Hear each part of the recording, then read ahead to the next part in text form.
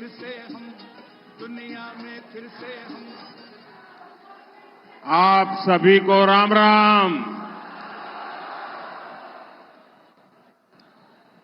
आज पहले चरण का मतदान हो रहा है। ये लोकतंत्र के सबसे बड़ा उत्सव का एक बहुत बड़ा दिन है। मेरा सभी मतदाताओं से अनुरोध है, संविधान से मिले इस अधिकार का उपयोग जरूर करें और विशेष करके मैं मेरे युवाओं से आग्रह करूंगा, जो पहली बार वोट डालने जा रहे हैं, उनसे आग्रह करूंगा कि वे ऐसा मौका जाने न दें, वो अवश्य वोट करें। साथियों, हमारा अमरोहा कोई साधारण जगह नहीं है। मां गंगा के तट पर स्थित ये धरती भगवान श्री कृष्ण के श्री चरणों की साक्षी रही है। ये धरती राजा गज सिंह और ठाकुर जयराम सिंह जैसे वीरों की भूमि है।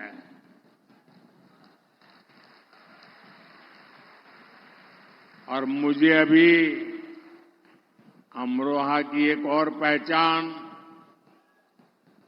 ढोलक दिया गया, और यहां के ढोलक की थाप दूर दूर तक गूंजती है।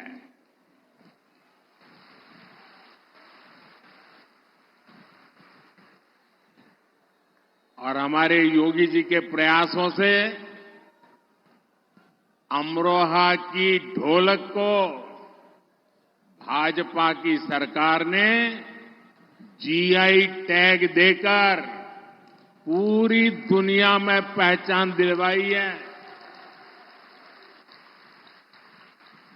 और इस समय मैं जो जन समूह देख रहा हूं, आपका ये उत्साह दिखाता है आज अमरोहा की एक ही थाप है, कमल छाप।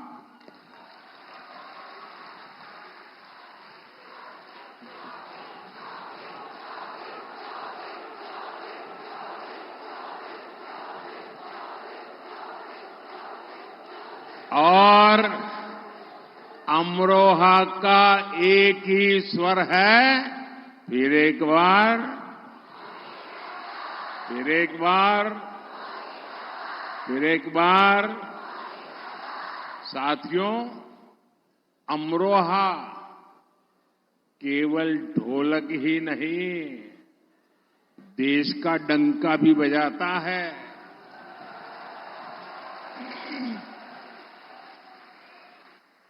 क्रिकेट वर्ल्ड कप में भाई मोहम्मद शामी ने जो कमाल किया, वो पूरी दुनिया ने देखा है।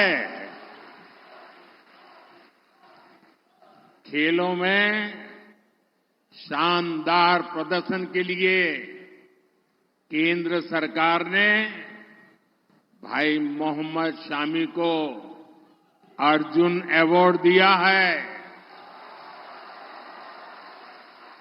और योगी जी की सरकार तो 2 कदम आगे बढ़ी है, और योगी जी ने यहां के युवाओं के लिए स्टेडियम भी बनवा रही है।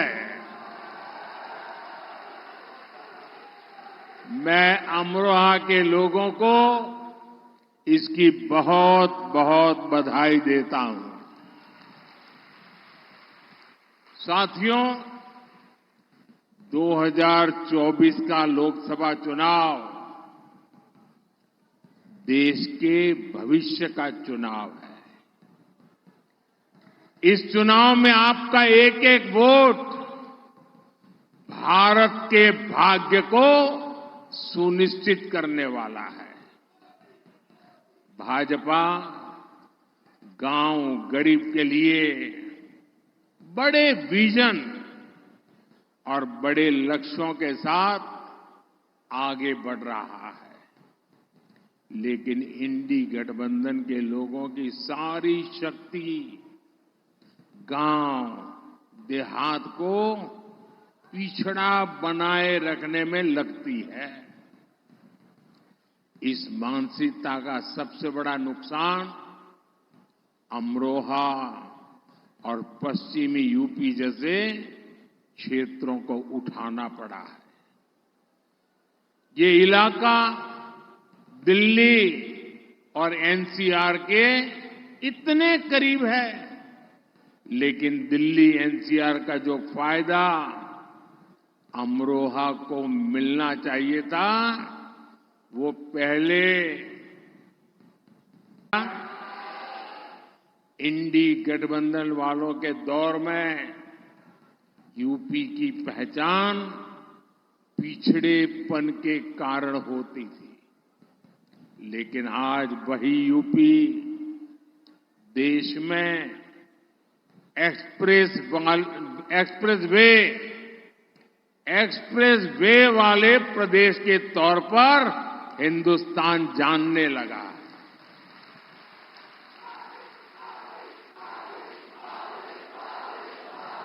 आज यूपी में सबसे ज्यादा अंतर्राष्ट्रीय हवाई अड्डे हैं।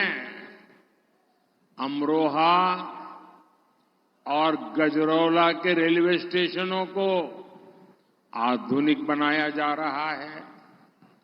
हर रूट पर वंदे भारत जैसी ट्रेनों का विस्तार हो रहा है। हमारे अमरोहा में यहीं पास में गंगा एक्सप्रेस वे बन रहा है। साथियों, कनेक्टिविटी के इन सारे कार्यों का लाभ अमरोहा के उद्योगों और कामगारों को हो रहा है। भाजपा सरकार देश में टेक्सटाइल इंडस्ट्री को बढ़ावा देने के लिए टेक्सटाइल पार्क बना रही है। इसका लाभ भी अमरोहा के गारमेंट उद्योग को मिलेगा और उससे से ज्यादा रोजगार पैदा होंगे। अमरोहा में हमारी सरकार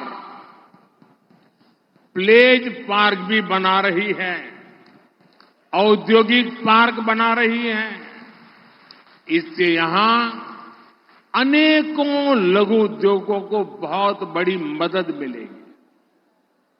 इससे यहां का कुटीर उद्योग बढ़ेगा, इस क्षेत्र के युवाओं को रोजगार मिलेगा। भाजपा सरकार की पीएम विश्वकर्मा योजना और मुद्रा योजना का लाभ भी यहां के साथियों को हो रहा है। और साथियों, मोदी सरकार के पिछले 10 वर्षों में जो हुआ है, वो तो अभी केवल एक ट्रेलर है, ट्रेलर।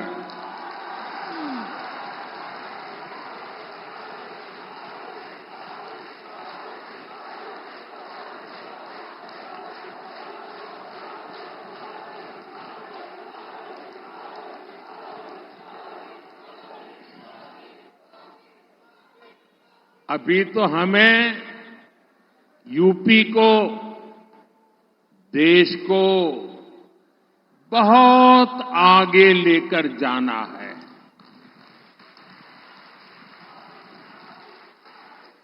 साथियों, हमारे देश में पहले की सरकारें सामाजिक न्याय के नाम पर एससी, एसटी, ओबीसी को सिर्फ धोखा ही देती रही। जो सपना ज्योतिबा फुले जी का था, जो सपना बाबा साहब आम्बेडकर का था, जो सपना चौधरी चरण सिंह जी का था, सामाजिक न्याय का वो सपना जब से आपने मोदी को सेवा करने का मौका दिया है, वो सपना पूरा करने के लिए दिन रात काम कर रहा है।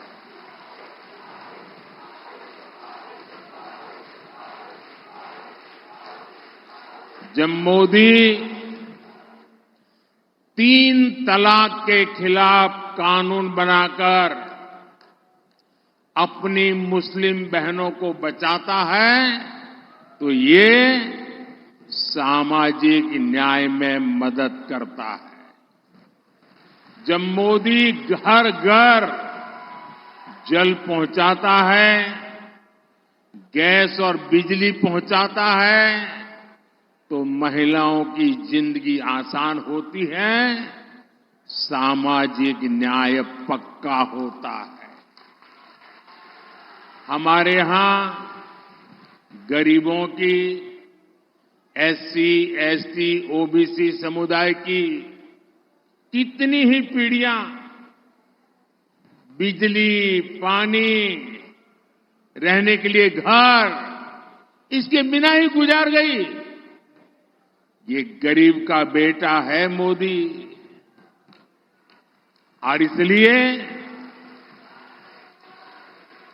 मोदी आपको इस मुश्किल से निकालने के लिए दिन रात मेहनत कर रहा है, खुद को खपा रहा है। भाजपा सरकार ने 10 साल में जो 4 करोड़ पक्के घर गरीबों के लिए बनवाए हैं, उसके बहुत बड़े लाभार्थी एससी, एसटी, ओबीसी है। अब तो भाजपा ने अपने मैनिफेस्टो में देश में 3 करोड़ और नए घर बनाने की घोषणा की है। यहां भी हर बेघर को पक्का घर मिलेगा, ये मोदी की गारंटी है। अच्छा, आप सब मेरा एक काम करोगे? जरा हाथ ऊपर करके सब बताएं, मेरा काम करोगे? करोगे? देखिए, जब आप चुनाव प्रचार में गांवों में जाएंगे, मोहल्लों में जाएंगे, और हो सकता है उस गांव में 2-4 लोग ऐसे मिल जाएं जिनको अभी घर न पहुंचा हो, नल से जल न पहुंचा हो, गैस कनेक्शन न पहुंचा हो। इतना सारा किया है, लेकिन अगर कोई छूट गया हो तो आप मेरी तरफ से पूरे विश्वास के साथ, आप ही मेरे लिए मोदी हैं,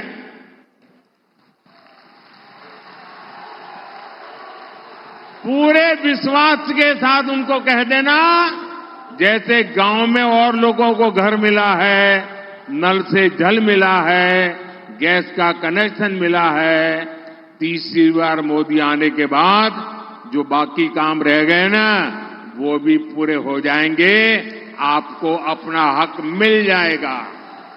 ये बताओगे? घर घर जाके बताओगे? साथियों, अमरोहा और पश्चिमी यूपी का एक क्षेत्र अपने मेहनती किसानों की वजह से भी जाना जाता है। कांग्रेस, सपा, बसपा सरकारों में यहां किसान की समस्याओं को न सुना जाता था, न देखा जाता था, न कोई परवाह की जाती थी। लेकिन भाजपा सरकार किसानों की समस्याओं को कम करने के लिए दिन रात काम कर रही है।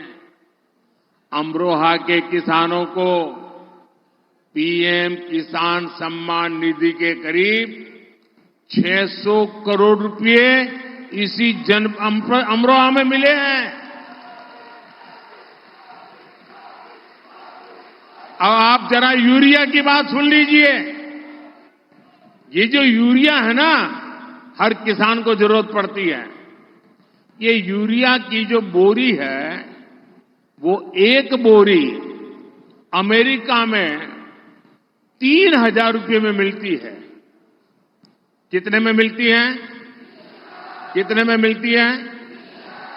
अमेरिका में कितने में मिलती है? 3,000 रुपया। और भारत में हमारे यहां हम किसानों को 300 रुपये से भी कम कीमत में वही यूरिया की बोरी देते हैं।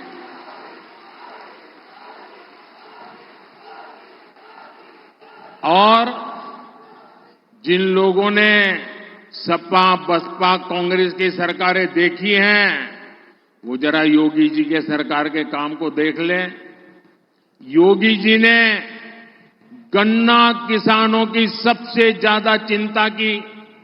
योगी जी ने अभी अभी गन्ना के मूल्यों में भी बहुत बड़ी बढ़ोतरी की है। अमरोहा के गन्ना किसान कभी नहीं भूल सकते कि पहले उन्हें भुगतान के लिए कितना परेशान किया जाता था।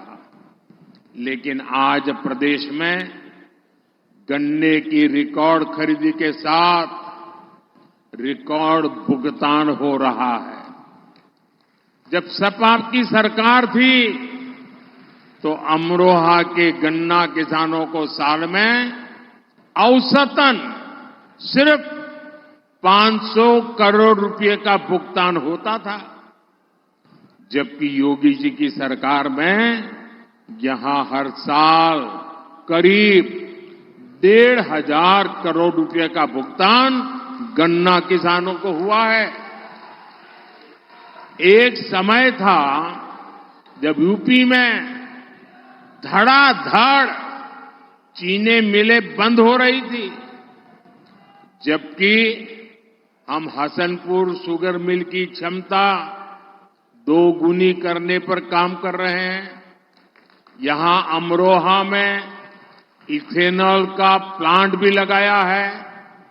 अमरोहा के आम का स्वाद भी किसानों के लिए समृद्धि लाए। हमारी सरकार इसके लिए भी काम कर रही है। आम की प्रोसेसिंग के लिए यहां मैंगो पैक हाउस का निर्माण किया गया है। भाइयों बहनों, भाजपा सरकार के इन प्रयासों के बीच यूपी में एक बार फिर 2 शहजादों की जोड़ी, उनकी फिल्म का शूटिंग चल रहा है आजकल।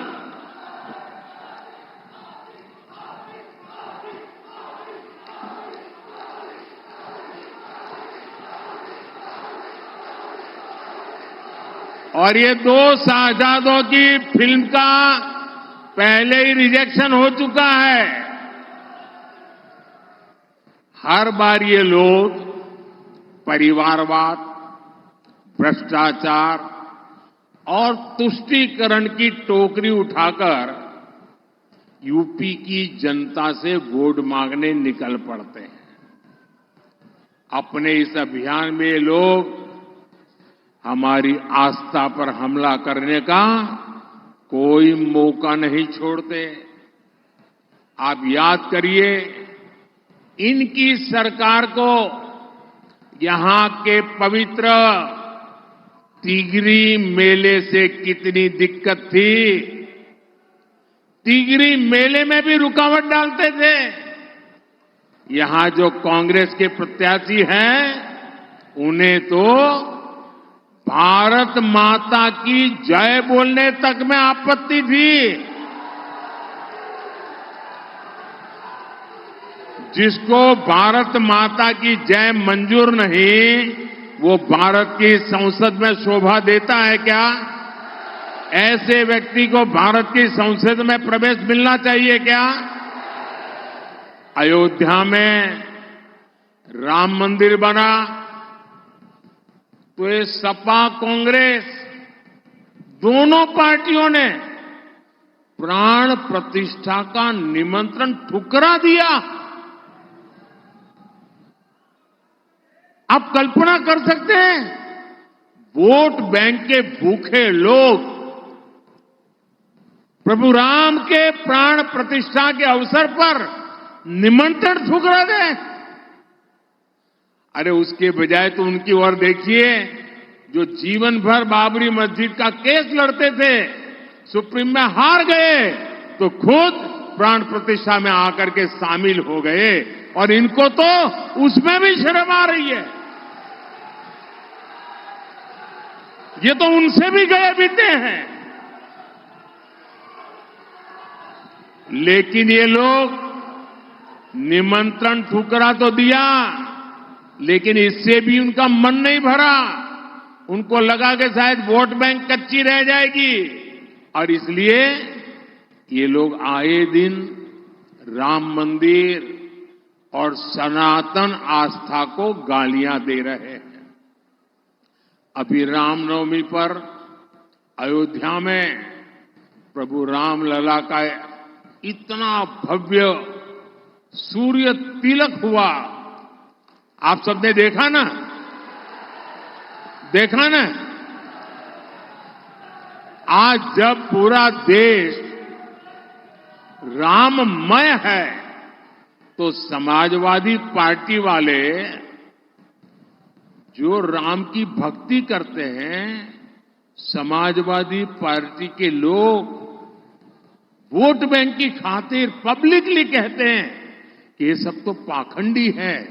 क्या आप सब पाखंडी है क्या? क्या राम भक्त पाखंडी है क्या? क्या राम की पूजा करने वाले पाखंडी है क्या? साथियों, इंडी गठबंधन वाले सनातन से घृणा करते हैं। आपको ध्यान होगा, मैं कुछ दिनों पहले द्वारिका नगरी गया था, और अमरोहा तो सीधा सीधा श्री कृष्ण के साथ नाता रखने वाली जगह है।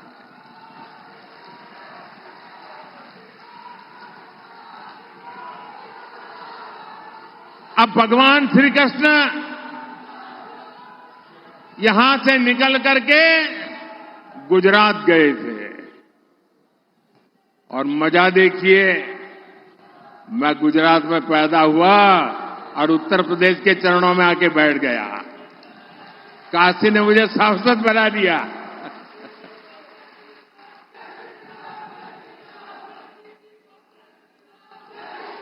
अब मैं द्वारिका गया।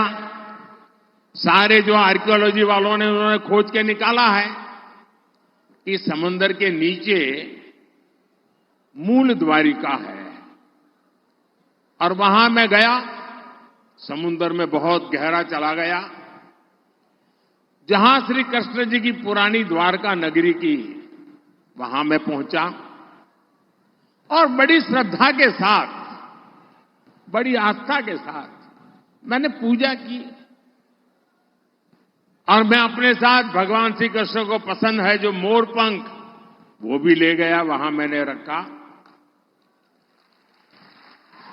लेकिन कांग्रेस के साहजादे कहते हैं कि समंदर के नीचे पूजा करने योग्य कुछ है ही नहीं। हमारी हजारों वर्ष की मान्यता को, भक्ति को, जिसके साक्षात सबूत है, इस तरह खारिज कर रहे हैं लोग सिर्फ और सिर्फ वोट बैंक के खातिर। और जो अपने आप को यदुवंशी कहकर के ढोल पीटते हैं, मैं जरा उनको पूछना चाहता हूं। बिहार में जो लोग कहते हैं ना हम यदुवंशी हैं, उत्तर प्रदेश में जो नेता यदुवंशी का मलाई खाने के लिए निकलते हैं, मैं उनको पूछना चाहता हूं, अगर आप सच्चे यदुवंशी हैं तो भगवान द्वारिका की पूजा करने वाले का अपमान करने वाली पार्टी के साथ कैसे बैठ सकते हो? कैसे उनके साथ समझौता कर सकते हो?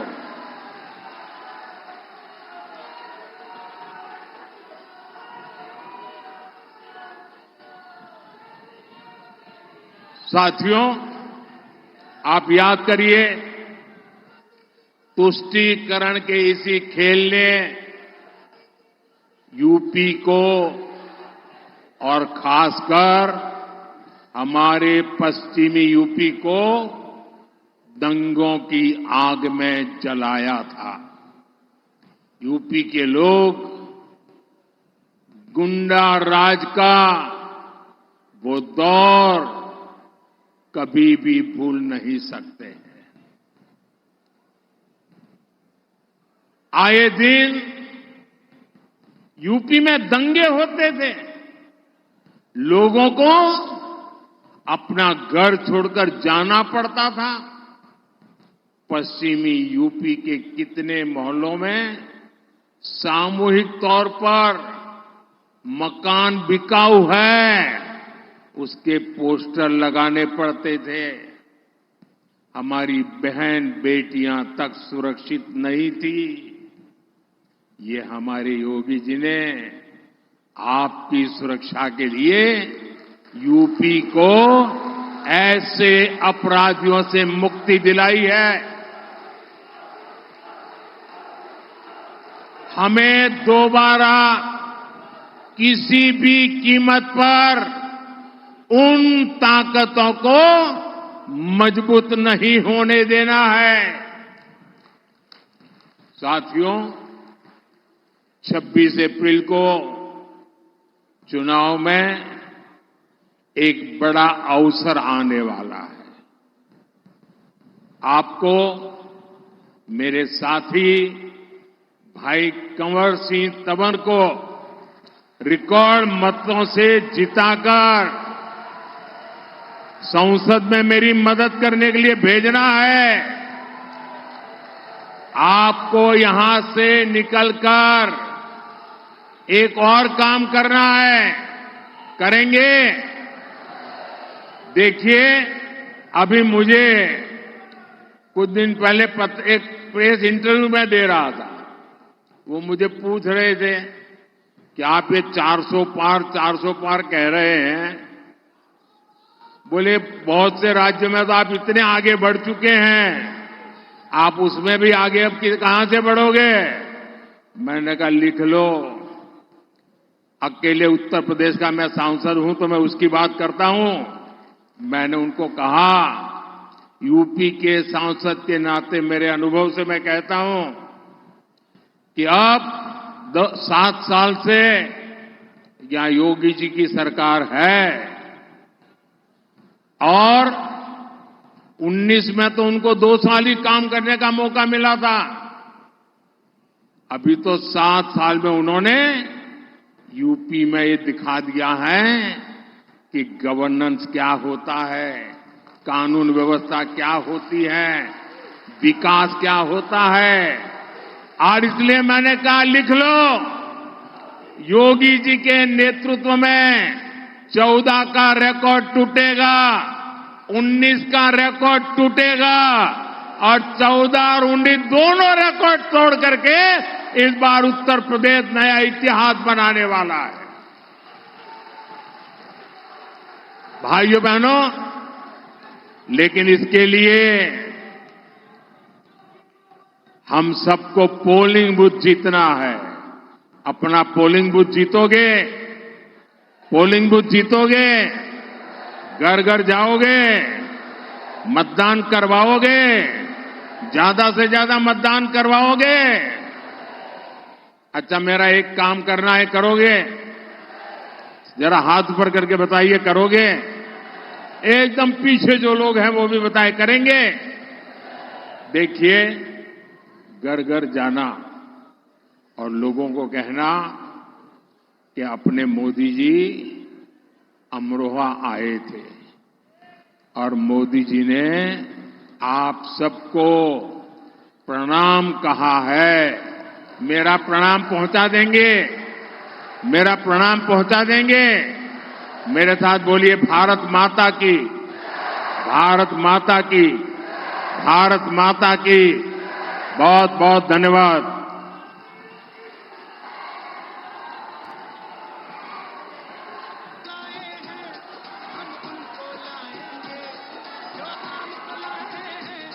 हम उनको लाएंगे जो राम को लाए हैं, हम उनको लाएंगे। दुनिया में फिर से हम, दुनिया में फिर से हम भगवा लहराएंगे। यूपी में फिर से हम भगवा लहराएंगे।